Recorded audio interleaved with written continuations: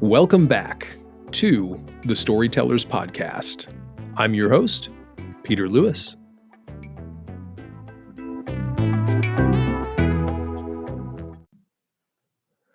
Good Lord, everyone. Welcome back to the Storytellers podcast. Again, I am your host, Peter Lewis, and I just want to say, first of all, a huge thank you for tuning into episode 2. Obviously, it has been quite some time since I have been able to record in the midst of quarantine and COVID-19 and all of the other fun stuff that's taken place in life. I ended up moving to a new place. Let's just say there's been a lot of change, but it's all been for the good.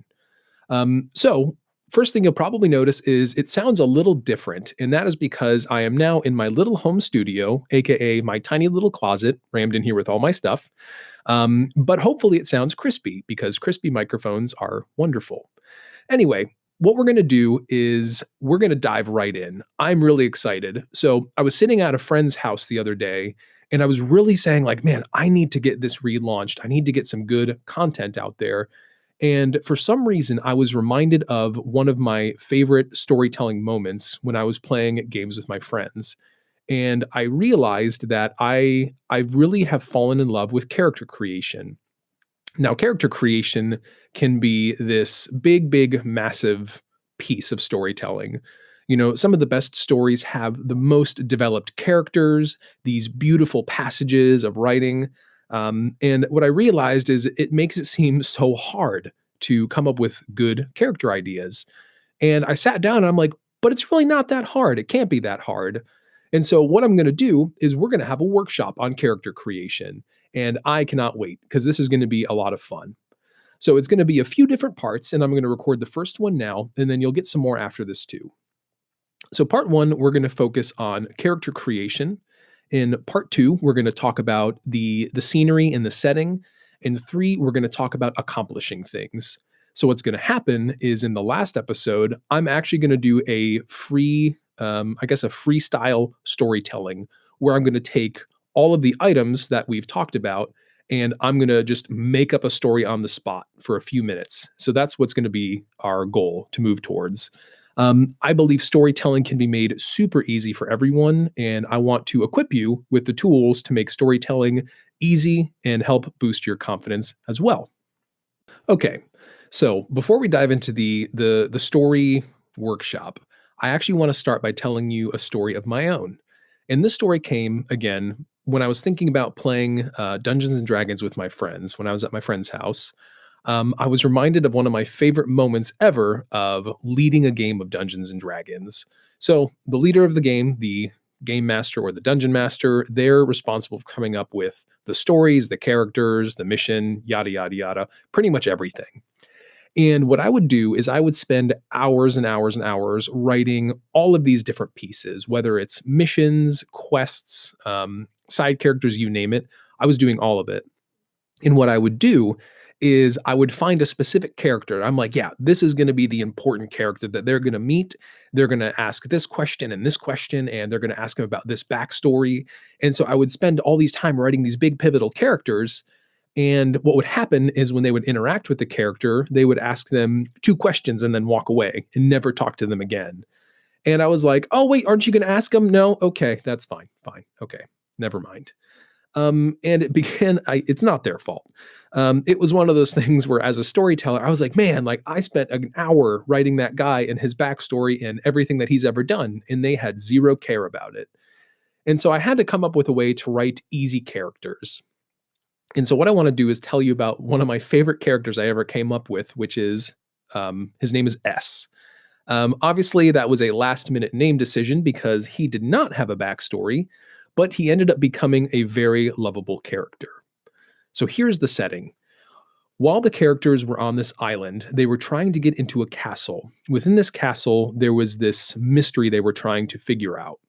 And so to get into the castle, they had to compete in these Olympic-style pirate games. So anything from ship racing to, fighting to racing, you name it, they were doing it.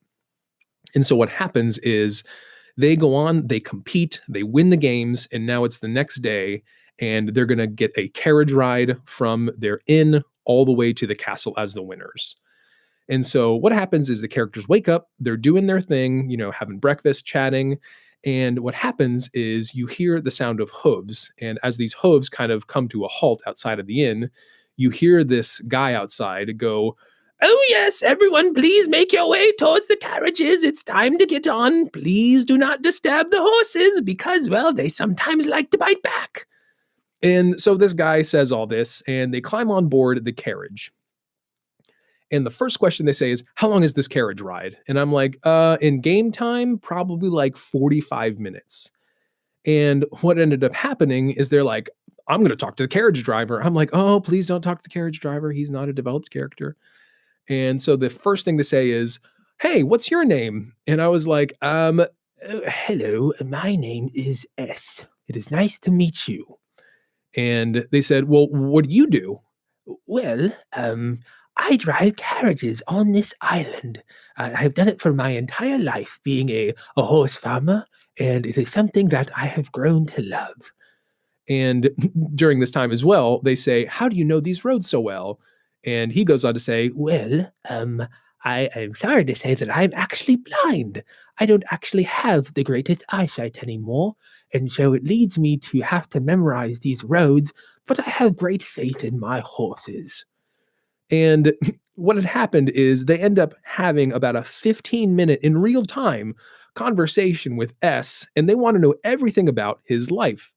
And so I'm sitting here like, you guys need to stop asking him questions. Like he's beginning to get irritated. But then I realized they were having so much fun watching me struggle to make up this character that they started asking, like, "Well, tell us about your brother's heritage." And so I had to come up with all of the stuff on the spot.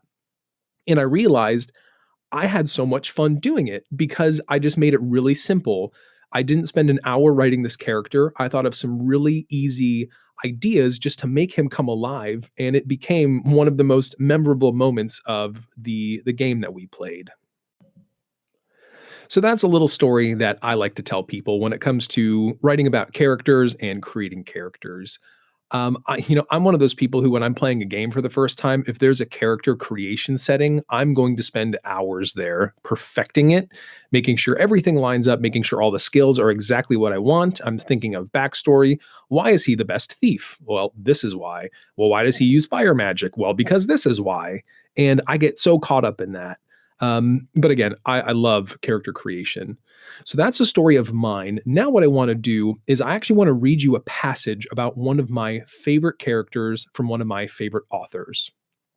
So I got my book here. And this is J.R.R. Tolkien's The Lord of the Rings, The Fellowship of the Ring. And so this is just an incredible, incredible series of books. J.R.R. Tolkien is creator of Lord of the Rings and The Hobbit, stories that I grew up listening to and reading and watching the movies, and I've fallen in love with them. And so every year I like to kind of pick up the books and go through them again. And this year, when I was reading The Fellowship, there was a specific passage that stuck out to me. And it's not even about kind of the primary two characters. So the kind of the main characters around the Lord of the Rings are Frodo and Aragorn. And I realized, like, I love their moments, I love their story pieces, I love their speeches they give. But there was one specific moment that almost brought me to tears with how beautifully it was written, and it was a side character. So this character's name is Gimli, and Gimli is a dwarf. And so I'm going to read this passage, and then I want to kind of break down how character development is done here, because I think it's done beautifully. So, a little bit about the setting. In the Fellowship of the Ring, there is a group of 9 individuals called the Fellowship, and they're working together to destroy this big evil being. And to do so, they have to take a ring from literally one side of the world to the other and throw it into a mountain and destroy it. During the midst of this, they overcome challenges, they separate, they come back together, and they face some of the hardest hardships you could ever imagine. And there's one specific moment in book 1 that always sticks with me. So what happens is they go through these mines, and in these mines, they lose one of the most important characters in the midst of this whole thing going on. So afterwards, what they do is they leave the mines and they end up in this elven forest called Lothlorien. And in Lothlorien, there is an elf woman named Galadriel, and she brings in the fellowship, and she is, taking care of them. She's giving them gifts. She's making sure she's basically foretelling what's going to happen, but she's already seeing the pain of what they've gone through. So for the fellowship, it's very much like a restful time, but there is a lot of tension because they know she is also all powerful. So where Gimli comes in is after the fellowship is done at Lothlorien, they're about to go down this great river and continue their journey.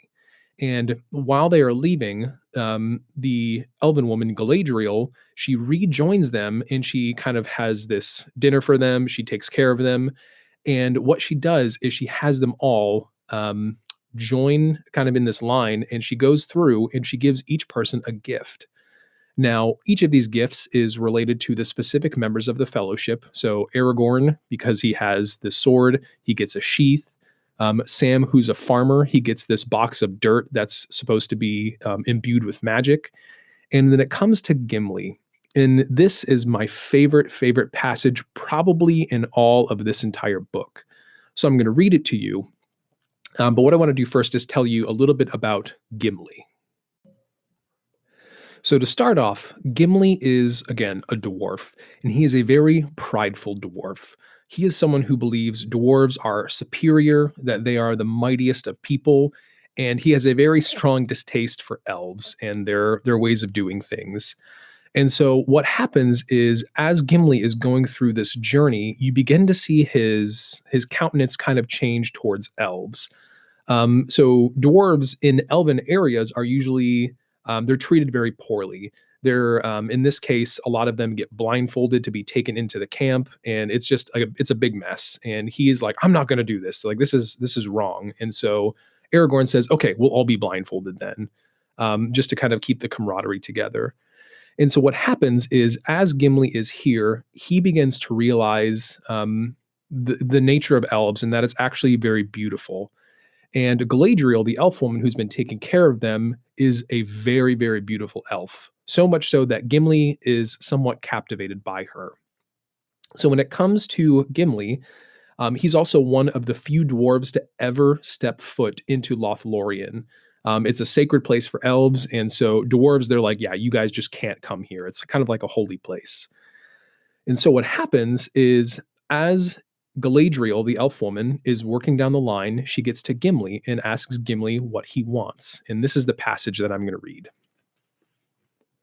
And what gift would a dwarf ask of the elves? Said Galadriel, turning to Gimli. None, lady, answered Gimli. It is enough for me to have seen the lady of the Galadrim and to have heard her gentle words.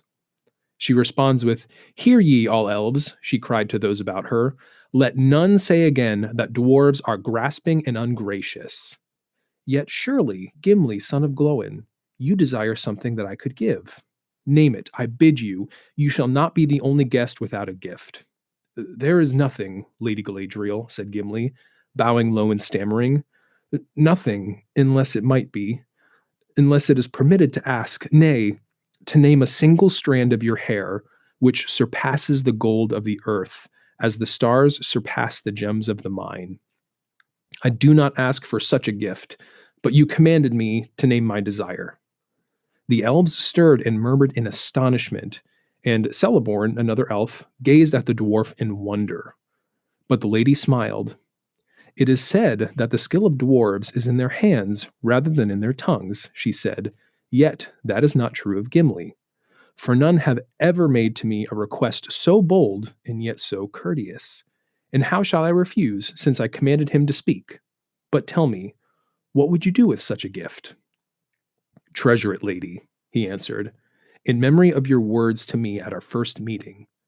And if I ever return to the smithies of my home, it shall be set in imperishable crystal to be an heirloom of my house, and a pledge of goodwill between the mountain and the wood until the end of days. Then the lady unbraided one of her long tresses and cut off 3 golden hairs and laid them in Gimli's hands. These words shall go with the gift, she said.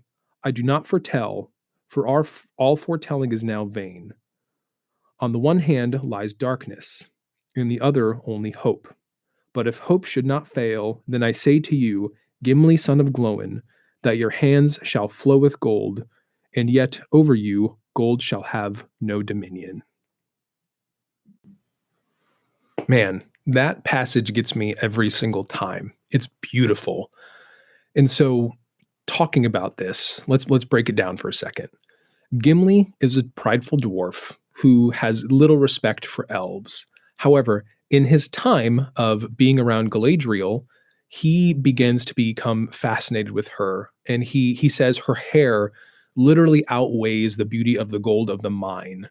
And so you begin to see his true self coming out, that he actually has a love in him for beautiful things. Just like he compares the stars to the gems in the mine, he compares her hair to the gold of the mine. And you see what happens through that is it touches a lot of different areas. One, we see Gimli kind of becoming a softer person. We see Galadriel kind of taken aback, but also very complimented by his request. And then the last piece is you actually see almost like a racial boundary being healed by what Gimli does. And that's why she says, let it never be said again that dwarves are ungracious, because of Gimli's words to her. And so to me, I was just like, wow. Even when Gimli says what he would do with it, he says he would treasure it. He would take it and he would set it in crystal, and it would become an heirloom to his house. And I remember I began to picture these things of like him, after all of this journey, going back to his smiths and saying, I need the finest crystal you have. And then spending the time to forge and wrap and, twist these hairs together and then set them in there. And then it becomes an heirloom to his house and forever a sign of goodwill between the mountains and the woods. And why I thought that was so powerful is we're not going to see that. Like, they're not going to write about that in the books. We don't get to see it. But Gimli, being a character who's, sporadically through the story, you see this one deep, deep moment of his character coming out. And I was like, wow, like what a powerful character. You have Frodo, who is like the main character, and Aragorn, who's another main character. But then you have Gimli, and I'm just like, whoa, like where did Mr. Side character come up here and just like overtake this whole beautiful narrative? And so I realized, like, okay, this is an aspect of storytelling. When it comes to characters, even the side characters can have these beautiful moments of depth. So there are a couple things I want to point out to this character. One, we got to see Gimli and where he affected the world, prideful dwarf. Two, we got to see a desire of his of, what is it he truly wants? And three, we got to see a foretelling of what he would do afterwards. And so a simple way to write characters is like that. Where are they coming from? What are they doing? And what's going to happen afterwards? And that can be applied to anything. When it comes to S, the carriage rider, it's where's his past? He was a horse farmer. What is he doing? He's driving carriages. And where is he going? Potentially a long and peaceful life with a family on this island. Gimli, where is he coming from? The minds of these dwarves that are a little puffed up in nature. What is he doing? He's asking for a gift of beauty. And what's going to happen with it is he's going to take it and make it an heirloom of his house when this whole journey is done. And that little formula right there can help so much in character development. And sometimes it takes an entire book, but then sometimes it takes a moment. That was all on one page of this book. And this book is several hundred pages. And so when it comes to character development, the initial stage is having impact. An impact, a simple formula, again, where are they coming from? What are they doing? And where are they going? So there you have it, guys. Storytelling made simple when it comes to creating wonderful characters, whether it is adventure games with your friends or some of the greatest stories ever written, taking a passage and breaking it down and making it really simple. So that is all I have for today. And I'm really excited to say the next episode will be coming very soon as well. Not as long as a delay between the first episode and now, but within the next week, I should have another one up for you guys. So that is all I have today. And remember, when it comes to storytelling, keep it simple. It's a lot of times easy to say, well, I want it to be the greatest thing first. But sometimes you just have to start with the shell. Where are they going? Where do they come from? And what are they doing? So keep that in mind while you're writing your stories, everyone. When we come back for the next episode, what we're going to do is we're going to talk about setting the stage, how to create powerful environments, and how characters interact with those environments.